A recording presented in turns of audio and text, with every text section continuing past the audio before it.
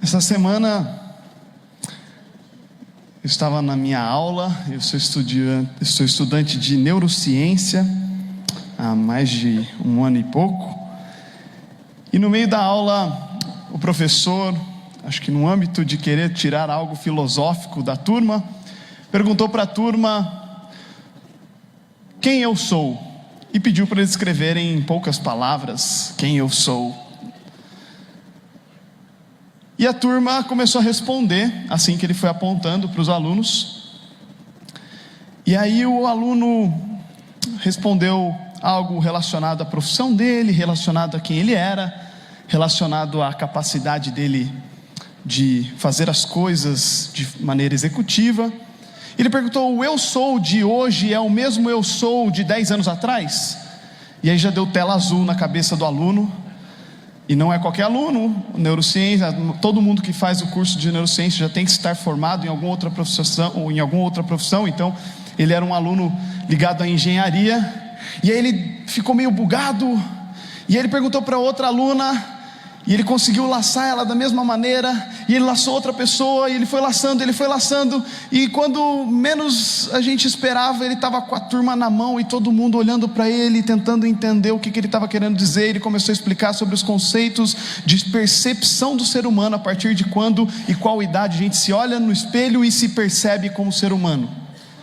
E depois ele foi para um conceito ainda mais profundo, que um conceito é de percepção, e outro conceito é de compreensão, de inteligência, de compreensão.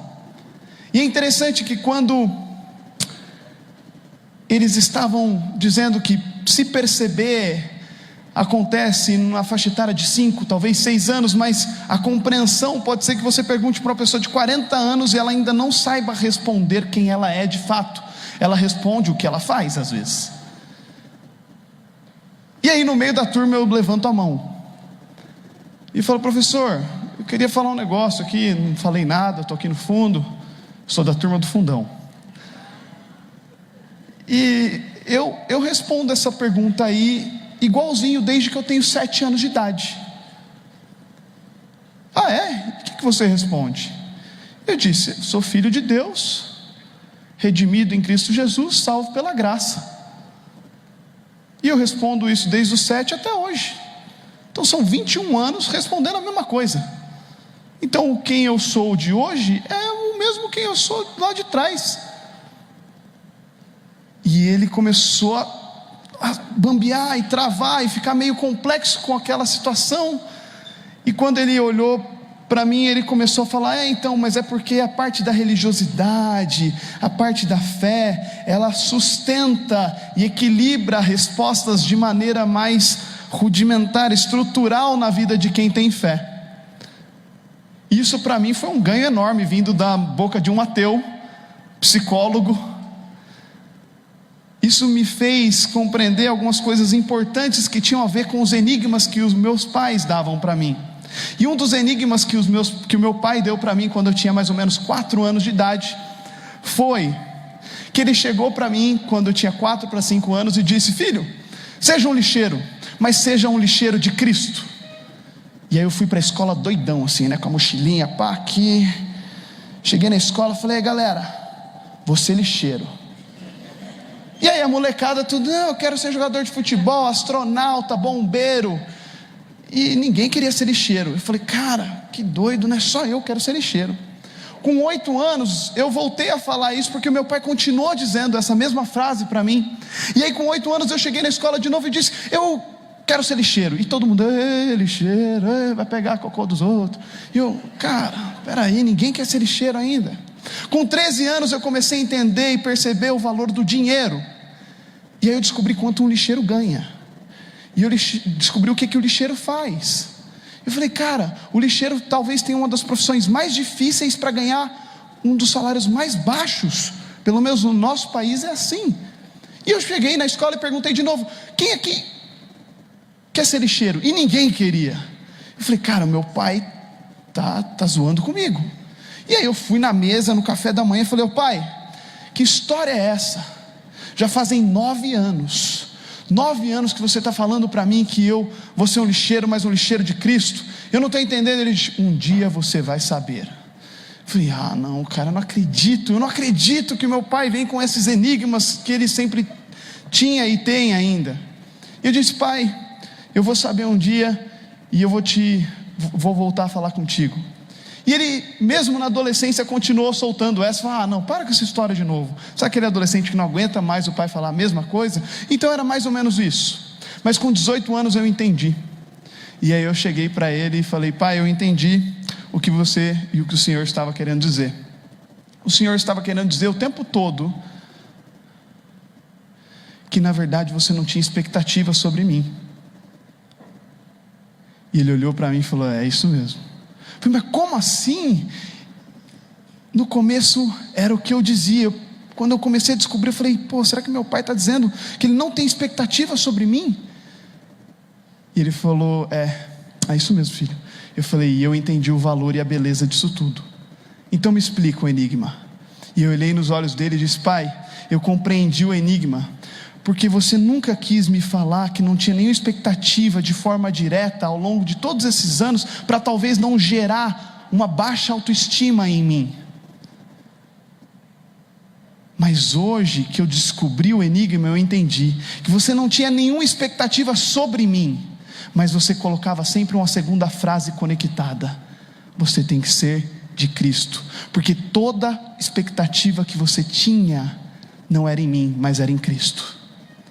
100% da sua expectativa sobre a minha vida não estava nas minhas capacidades, por eu ser sangue do seu sangue, não estava na minha capacidade de talvez fazer coisas como provas de matemática, português, um bom esporte, ser campeão brasileiro de triatlon ou qualquer coisa nesse sentido.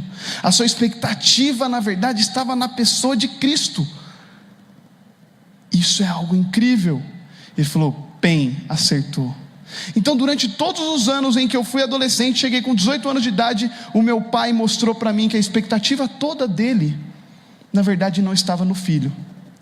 E hoje o que mais tem causado problemas psicossomáticos e problemas emocionais, de inteligência emocional, é o tamanho da régua que os pais colocam nos filhos, e o tamanho que a sociedade às vezes coloca nos filhos, como um tipo de expectativa que na verdade eles não vão conseguir atender, porque a expectativa nunca pode estar sustentada nos filhos, mas tem que estar sustentada na pessoa de Cristo e naquilo que Cristo vai fazer.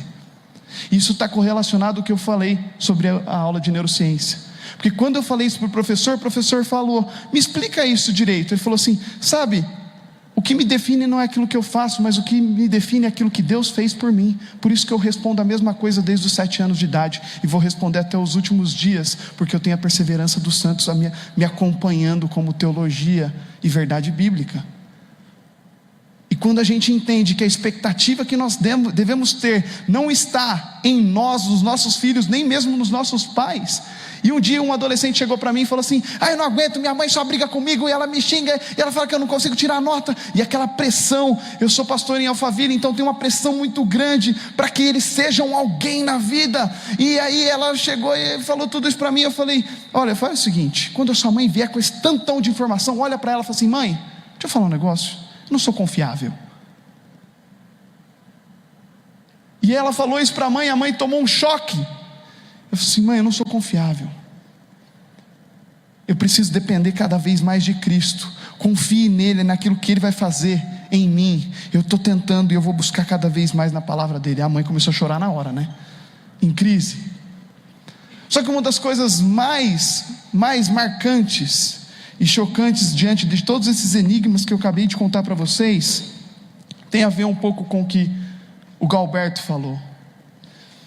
Diante de todos esses enigmas, o maior deles é que, por causa das expectativas e da imagem que tem sido tanto produzida, e produzida em grande massa, no tempo que hoje a gente chama de era da videoesfera, onde os jovens valorizam mais a imagem às vezes do que o relacionamento, do que o aprendizado e tantas outras coisas, numa era onde a expectativa está baseada na imagem, o quadro que muitas vezes é pintado é um quadro onde muitas das igrejas, elas investem praticamente 50% de todo o recurso que ela tem, capacidade de RH, que é os recursos humanos, os voluntários, membros, os servos da igreja, a força, a potência dela, 50% investindo na multidão. Quem é a multidão? As pessoas que estão fora e precisam vir para dentro da igreja.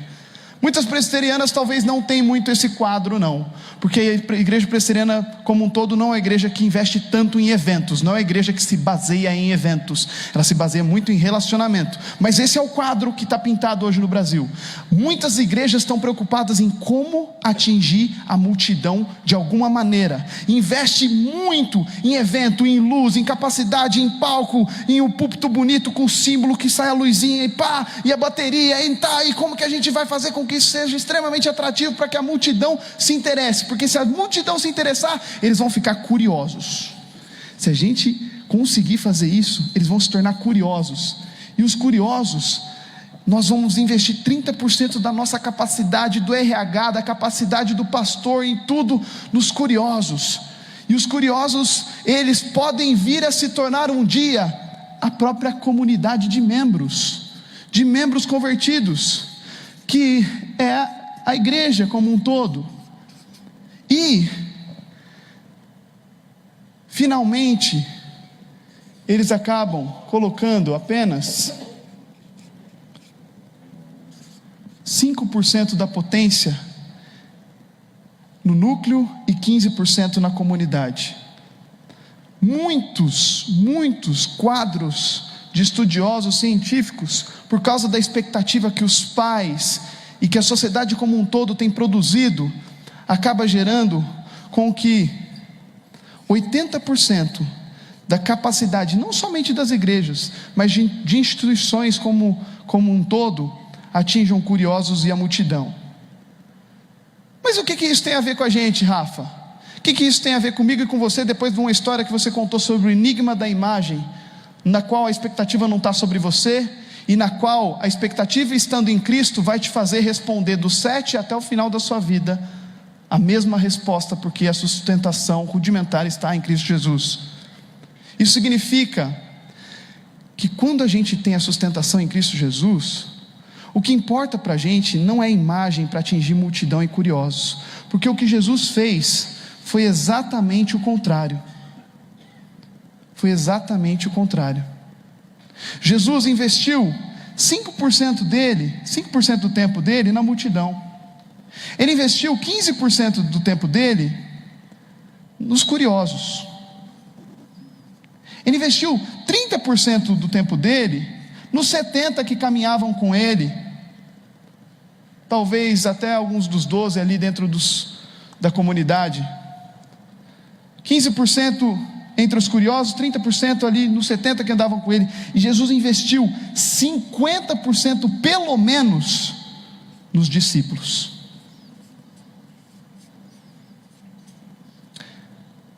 Quando nós temos uma sociedade onde a imagem vale mais do que tudo, e a expectativa dos pais vale mais do que tudo aquilo que o filho pode oferecer em Cristo, nós podemos ter uma crise muito grande. Porque a expectativa, na verdade, é que a igreja, onde a identidade como discípulos de Cristo, ela existe, ela está baseada em um discipulado, onde tem pessoas próximas de pessoas próximas, onde os pais não falam para os filhos, é isso e você vai fazer assim, e é assim que vai ser, e não caminha com o filho. E aí eu vou explicar algo interessante. Um dia chegou um cara na igreja e falou assim: eu não acredito mais nesse negócio da Bíblia, porque a Bíblia está errada. Eu falei: nossa, que pesadão, né? Eu falei: tá pegando pesado esse cara aí, né? Chegou o pastor, sou o pastor mais jovem lá da igreja, agora tem o Gui, que é mais novo que eu. Mas ele falou: tá pegando pesado demais. Como assim? Ele falou: porque é o seguinte, a Bíblia me diz lá em Provérbios que ensina a criança no caminho que se deve andar, para que mais tarde ela não se desvie dele. Eu ensinei meu filho o caminho que tinha que andar, e agora ele tem 21 anos, o moleque não quer saber de Deus, virou ateu, só vai embalada. A minha esposa fica acordando 4 horas da manhã, me acordando, eu quero dormir para trabalhar, e ela fala que o menino não chegou em casa, eu não aguento mais isso.